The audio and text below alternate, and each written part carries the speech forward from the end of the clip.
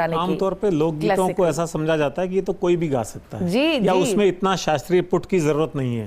लेकिन आप इतने गहरे रूप से शास्त्रीय संगीत सीखने के बाद लोकगीत गाती हैं तो उसमें निश्चित तौर पे फर्क आता होगा। बिल्कुल आता है। ये जो आपने पहले बात कह दी ना, इसी धारणा को ही तोड़ना था कि लोकगीत बहुत सहज है, बहुत सरल है। हाँ। और मैं चाहती थी कि वो जो सहजता दिख रही है, हाँ। उसके भीतर शास्त्र कितना दुरूह है, हाँ। साहित्य कितना कमाल का है।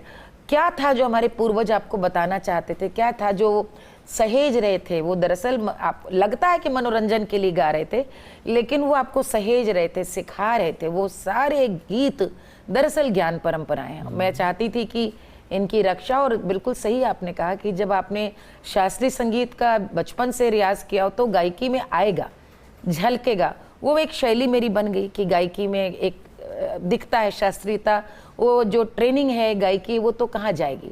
लेकिन एक बात जो आपने बोली कि शास्त्रीय संगीत गाने के बाद लोकगीत मैंने गाए, तो एक जब आप विपरीत कार्य करते हैं, या कह लीजिए जो एक आम धारणा से हट करके आप एक चुनौती, अभी भी आप कोई भी नाव बहती है तो लोग कहते हैं ना कि 1 घंटे में पुल के पार पहुंच जाएंगे, लेकिन लौटते में 2 घंटा लगेगा क्योंकि धारा का बहाव उल्टा हो गया है। तो मैंने तो बचपन से धारा के बहाव का उल्टा काम किया है कि एक ऐसे समाज में सन 80 के, 90 के, 2000, 2010, 2020 के दशक में, पिछले 45 साल की बात करूं, जब मैं 10 साल की थी, तब से लोकगीत गाने की जो धारणा के लोगों के मन में थी कि अच्छा बस मनोरंजन के लिए है कि चटक मटक झटक बस।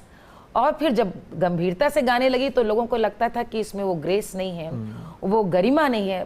बस मुझे तो एक जैसे जिद थी कि ये धारणा को तोड़ना है, और भारतीयता का सबसे आदर्श स्वरूप हमारे गीतों में किस तरह से परिलक्षित है, यही दिखाना है।